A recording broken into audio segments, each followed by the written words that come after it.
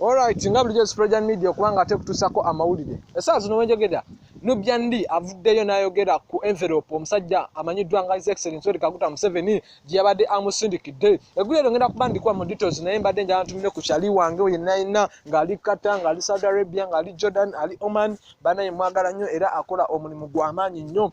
Essaawa zino wenjogerera obutali kulisa kambere ng'ate nsosotowaza oba ng'akuwa eggulire lino eno.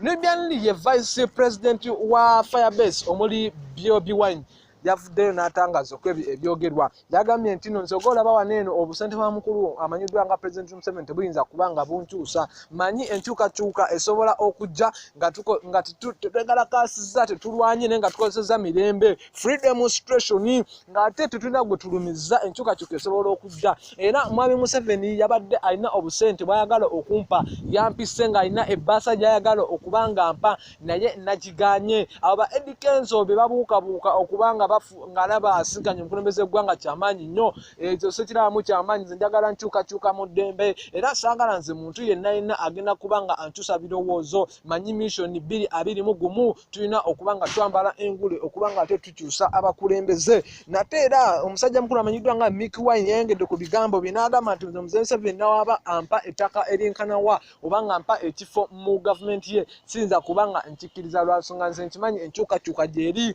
ndinze mission 2021.